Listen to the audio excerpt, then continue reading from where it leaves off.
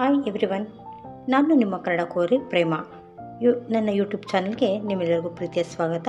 ಆತ್ಮೀಯ ವೀಕ್ಷಕರೇ, ಇವತ್ತು ತುಂಬ ರುಚಿಯಾದ ಹಾಗೂ ಹೆಲ್ತಿಯಾದಂತಹ ಗೋಧಿ ನುಚ್ಚಿನ ಪಾಯಸವನ್ನು ಯಾವ ರೀತಿ ಮಾಡೋದು ಅಂತ ನೋಡೋಣ ಬನ್ನಿ. ಕಡಿಮೆ ಇಂಗ್ರೀಡಿಯೆಂಟ್ಸ್ನ ಉಪಯೋಗಿಸ್ಕೊಂಡು ಹೆಚ್ಚು ರುಚಿಕರವಾದಂತಹ ಪಾಯಸವನ್ನು ಮಾಡುವುದು. ಹಾಗಾಗಿ ಇದನ್ನು ಯಾವ ವಿಧಾನದಲ್ಲಿ ಮಾಡೋದು ಅಂತ ನೋಡ್ತಾ ಹೋಗೋಣ ಬನ್ನಿ.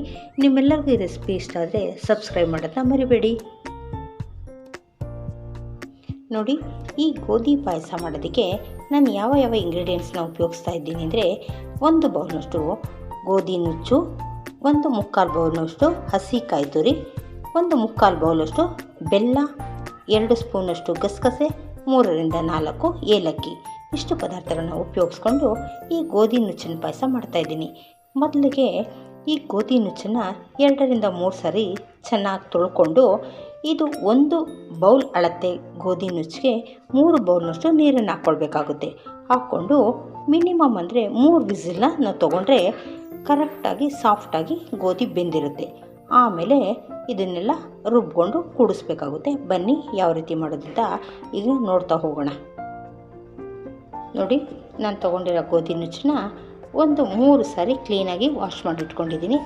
ಈಗ ಯಾವ ಬೌಲ್ನಲ್ಲಿ ನಾನು ಗೋಧಿ ತೊಗೊಂಡಿದ್ನೋ ಅದೇ ಬೌಲಿಂದ 1 ಬೌಲ್ ಗೋಧಿ ನುಚ್ಚಿಗೆ 3 ಬೌಲ್ನಷ್ಟು ನೀರನ್ನು ಸೇರಿಸ್ಕೊತಾ ಇದ್ದೀನಿ. ಕರೆಕ್ಟಾಗಿ ನೀರನ್ನ ಮೆಷರ್ಮೆಂಟ್ ಮಾಡಿ ಹಾಕ್ಕೊಳ್ಳಿ. ನೋಡಿ, ಇಷ್ಟು ನೀರು ಸಾಕಾಗುತ್ತೆ. 3 ಬೌಲ್ ನೀರು ಹಾಕಿ ಈಗ ಇದನ್ನು 3 ವಿಸಿಲ್ ತೊಗೊಳ್ಳೋಣ. ಇದರ ಲಿಡ್ ಕ್ಲೋಸ್ ಮಾಡಿ ನಾನು 3 ವಿಸಿಲ್ ತೊಗೋತೀನಿ. ನೋಡಿ, ಕುಕ್ಕರ್ ಕೂಗಷ್ಟರಲ್ಲಿ ನಾನು ತೊಗೊಂಡ್ರೆ ಅಂತ 2 ಸ್ಪೂನ್ ಗಸಗಸೆನ ಈಗ ಹುರ್ಕೊಳ್ಳೋಣ. ನಿಧಾನವಾಗಿ ಫ್ಲೇಮ್ ಕಡಿಮೆಲೇ ಇರಲಿ, ಅದು ಬೇಗ ಸೀದೋಗುತ್ತೆ. ನಿಧಾನವಾಗಿ ಕಡಿಮೆ ಫ್ಲೇಮಿಂದ ಹುರ್ಕೊಳ್ತಾ ಇದ್ದೀನಿ. ನೋಡಿ, ಗಸಗಸೆ ಎಲ್ಲ ನೀಟಾಗಿದೆ. ಈಗ ಫ್ಲೇಮ್ನ ಆಫ್ ಮಾಡ್ಕೊಳ್ಳೋಣ. ನೋಡಿ, ಈಗ ಆ ಕುಕ್ಕರ್ ಕೂಗಷ್ಟರಲ್ಲಿ ನಾವು ಇದನ್ನು ರುಬ್ಕೊಳ್ಳೋಣ. ನಾನು ಹುರಿದಿಟ್ಟಿರೋಂತಹ ಗಸಗಸೆನ ಸೇರಿಸ್ಕೊಂಡಿದ್ದೀನಿ. ಜೊತೆಗೆ ಬರೀ ಗಸಗಸೆ ತೊಗೊಂಡ್ರೆ ನುಣ್ಣಗಾಗಲ್ಲ. ಅದಕ್ಕೋಸ್ಕರ 1-2 ಸ್ಪೂನಷ್ಟು ಸಕ್ಕರೆಯನ್ನು ಸೇರಿಸ್ಕೊಂಡು, ಜೊತೆಗೆ ಏಲಕ್ಕಿಯನ್ನು ಸೇರಿಸ್ಕೊಂಡು ಮೊದಲು ಇದನ್ನು ನೈಸಾಗಿ ಪೌಡರ್ ಮಾಡಿಕೊಂಡು, ಆಮೇಲೆ ಇದೇ ಒಂದು ಜಾರ್ಗೆ ನಾವು ತೊಗೊಂಡಿರೋಂಥ ಕಾಯನ್ನು ಹಾಕ್ಕೊಂಡು ರುಬ್ಬೋಣ. ಮೊದಲು ಇದೆರಡನ್ನು ಪೌಡರ್ ಮಾಡಿಕೊಂಡು ಆಮೇಲೆ ಉಳಿದಿರೋಂತಹ ಕಾಯನ್ನು ಹಾಕ್ಕೊಂಡು ರುಬ್ಬೋಣ. ನೋಡಿ, ಈ ಗಸಗಸೆ ಮತ್ತು ಸಕ್ಕರೆ ನೀಟಾಗಿ ಪೌಡರ್ ಆಗಿದೆ. ಈಗ ಇಷ್ಟು ಪೌಡರ್ ಆದಮೇಲೆ ನಾವು ತೊಗೊಂಡಿರೋಂಥ ಕಾಯನ್ನು ಸೇರಿಸ್ಕೊಂಡು ಮತ್ತೆ ಇದನ್ನು ನೀಟಾಗಿ ಗ್ರೈಂಡ್ ಮಾಡ್ಕೊಂಡು ಬರೋಣ. ನೋಡಿ, ಈ ಕಾಯಿ ಮತ್ತು ಗಸಗಸೆಯನ್ನು ನುಣ್ಣಾಗಿ ನಾನು ರುಬ್ಕೊಂಡು ಬಂದಿದ್ದೀನಿ.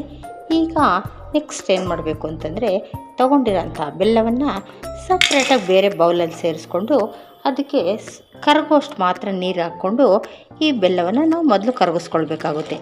ಈಗ ಈ ಬೆಲ್ಲವನ್ನು ಕರಗಿಸ್ಕೊಂಡು ಆಮೇಲೆ ನಾವು ಸೋಸ್ಕೊಳ್ಳೋಣ. ಈ ಕರಗೋಷ್ಟು ಮಾತ್ರ ನೀರು ಹಾಕ್ಕೊಂಡಿದ್ದೀನಿ. ನೋಡಿ, ಸ್ಟವ್ ಹಚ್ಚಿ ಈ ಬೆಲ್ಲ ಕರಗೋದಕ್ಕಿಟ್ಟಿದ್ದೀನಿ. 2 ನಿಮಿಷದಲ್ಲಿ ಬೆಲ್ಲ ಕರಗುತ್ತೆ. ನೋಡಿ, ತೊಗೊಂಡಿರೋ ಬೆಲ್ಲ ಎಲ್ಲ ನೀಟಾಗಿ ಕರಗಿದೆ. ಈಗ ಫ್ಲೇಮ್ನ ಆಫ್ ಮಾಡಿಕೊಂಡು ಇದನ್ನು ಸೋಸ್ಕೊಳ್ಳೋಣ. ನೋಡಿ, ನಾನು ತೊಗೊಂಡಿರೋ ಅಂತಹ ಗೋಧಿ ನೋಡಿ ಎಷ್ಟು ನೀಟಾಗಿ 3 ವಿಸಿಲ್ಗೆ ಬೆಂದಿದೆ. ನೀಟಾಗಿ ರೈಸ್ ಥರ ಆಗಿದೆ. ಈಗ ನಾನೇನು ಮಾಡ್ತಾಯಿದ್ದೀನಿ ಅಂತಂದರೆ, ನೋಡ್ತಾ ಇದ್ದೀರಲ್ಲ, ಎಲ್ಲ ನೀಟಾಗಿದೆ. ಈಗ ನಾವು ಕಾಯಿಸಿಟ್ಕೊಂಡಿರೋಂಥ ಬೆಲ್ಲವನ್ನು ಸೋಸ್ಬಿಟ್ಟು ಅದರಲ್ಲಿ ಸೇರಿಸ್ಕೊಳ್ಳೋಣ. ಬೆಲ್ಲದಲ್ಲಿ ಏನಾದರೂ ಡಸ್ಟ್ ಏನಾದರೂ ಇದ್ದರೆ ಈ ಜಾರಿನಲ್ಲಿ ನಿಲ್ಲುತ್ತೆ. ಹಾಗಾಗಿ ಇದನ್ನು ಸೋಸ್ಕೊಂಡ್ರೆ ಚೆನ್ನಾಗಿರುತ್ತೆ.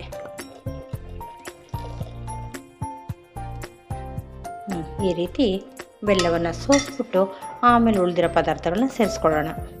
ನೋಡಿ, ಬೆಲ್ಲದ ಪಾಕ ಎಲ್ಲ ಸೇರಿಸಿದ್ದಾದಮೇಲೆ ನಾನು ರುಬ್ಬಿಟ್ಕೊಂಡಿರೋಂಥ ಮಿಶ್ರಣವನ್ನು ಸಹ ಇದರಲ್ಲಿ ಸೇರಿಸ್ಕೊತಾ ಇದ್ದೀನಿ.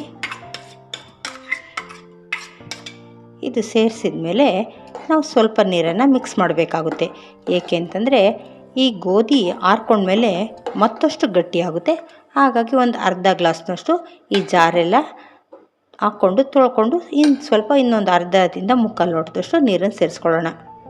ನೋಡಿ, ಈ ಜಾರೆಲ್ಲ ಕ್ಲೀನ್ ಮಾಡಿಕೊಂಡು ಇನ್ನೂ ಒಂದು ಅರ್ಧ ಗ್ಲಾಸಷ್ಟು ನೀರನ್ನು ಸೇರಿಸ್ತಾ ಇದ್ದೀನಿ. ಅಷ್ಟು ನೀರು ಬೇಕಾಗುತ್ತೆ. ಏಕೆಂದರೆ ಇದು ಒಂದು ಕುದಿಬೇಕಾಗುತ್ತೆ. ಆಗ ಕುದ್ದ ಮೇಲೆ ಸ್ವಲ್ಪ ಗಟ್ಟಿ ಬರುತ್ತೆ. ನೋಡಿ ಈ ಕನ್ಸಿಸ್ಟೆನ್ಸಿಲಿದೆ, ಇಷ್ಟಿರಲಿ. ಈಗ ಇದನ್ನು ಒಂದು ಕುದಿ ಕುದಿಸ್ಕೊಳ್ಳೋಣ. ನೋಡ್ತಾ ಇದ್ದೀರಲ್ಲ, ಈ ರೀತಿಯಾಗಿ ಒಂದು ಸಾರಿ ಕುದ್ರೆ ಸಾಕಾಗುತ್ತೆ. ಈಗ ಪಾಯಸ ರೆಡಿಯಾಗಿದೆ. ಈಗ ಇದಕ್ಕೆ ಸ್ವಲ್ಪ ದ್ರಾಕ್ಷಿ ಗೋಡಂಬಿನೆಲ್ಲ ತುಪ್ಪದಲ್ಲಿ ಫ್ರೈ ಮಾಡಿ ಹಾಕ್ಕೊಳ್ಳೋಣ. ಈಗ ಈ ಫ್ಲೇಮ್ನ ಆಫ್ ಮಾಡ್ತಾಯಿದ್ದೀನಿ. ಅಲ್ಲಿಗೆ ಪಾಯಸ ರೆಡಿಯಾಗಿದೆ. ನೋಡಿ, ಈ ದ್ರಾಕ್ಷಿ ಗೋಡಂಬಿ ಫ್ರೈ ಮಾಡೋಕ್ಕೆ ನಾನು ಒಂದು 4 ಸ್ಪೂನಷ್ಟು ತುಪ್ಪವನ್ನು ಹಾಕ್ಕೊಳ್ತೀವಿ. ಏಕೆಂದರೆ ನಾವು ಪಾಯಸಕ್ಕೆ ತುಪ್ಪ ಎಷ್ಟು ಬೇಕೋ ಅಷ್ಟನ್ನ ಇದರಲ್ಲೇ ಸೇರಿಸ್ಕೊಳ್ಳೋಣ. ಆ ತುಪ್ಪ ಬಿಸಿ ಆದಮೇಲೆ ತೊಗೊಂಡ್ರೆ ಅಂತಹ ಗೋಡಂಬಿ ಮತ್ತು ದ್ರಾಕ್ಷಿಯನ್ನು ನೀಟಾಗಿ ಫ್ರೈ ಮಾಡ್ಕೊಳ್ಳೋಣ. ನೋಡಿ, ತುಪ್ಪ ಬಿಸಿಯಾಗಿದೆ. ಈಗ ನಾನು ಗೋಡಂಬಿಯನ್ನು ಹಾಕ್ತಾಯಿದ್ದೀನಿ. ಅದು ಬ್ರೌನ್ ಕಲರ್ ಬರೋವರೆಗೂ ಫ್ರೈ ಮಾಡೋಣ.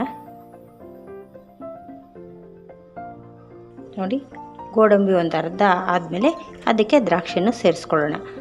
ಆಗ ಎರಡು ಒಟ್ಟಿಗೆ ಆಗುತ್ತೆ. ಈಗ ನೋಡಿ, ಎರಡು ಆಗಿದೆ. ನಾವು ಫ್ಲೇಮ್ನ ಆಫ್ ಮಾಡ್ಕೊಳ್ಳೋಣ. ನೋಡಿ, ಈಗ ನಾವು ಫ್ರೈ ಮಾಡ್ಕೊಂಡಿರೋಂಥ ಗೋಡಂಬಿ ಮತ್ತು ದ್ರಾಕ್ಷಿಯನ್ನೆಲ್ಲ ಇದರಲ್ಲಿ ಸೇರಿಸ್ಕೊಳ್ಳೋಣ. ನೋಡ್ತಾ ಇದ್ದೀರಲ್ಲ, ಕೇವಲ ಒಂದು 10 ನಿಮಿಷದಲ್ಲಿ ರುಚಿಕರವಾದ ಗೋಧಿ ಪಾಯಸ ಸವಿಯಲು ಸಿದ್ಧವಾಗುತ್ತೆ. ಇದು ಆರೋಗ್ಯಕ್ಕೂ ಕೂಡ ತುಂಬ ಒಳ್ಳೆಯದು. ನೋಡಿ, ಈ ಕನ್ಸಿಸ್ಟೆನ್ಸಿಲಿರಲಿ. ಈ ರೀತಿಯಾಗಿ ಒಮ್ಮೆ ಮಾಡಿ ಇದು ಹೇಗಿತ್ತು ಅಂತ ನನಗೆ ತಿಳಿಸಿ. ನಿಮಗೆಲ್ರಿಗೂ ಈ ರೆಸಿಪಿ ಇಷ್ಟ ಆದರೆ ಲೈಕ್, ಶೇರ್, ಕಮೆಂಟ್ ಮಾಡೋದನ್ನ ಮರಿಬೇಡಿ.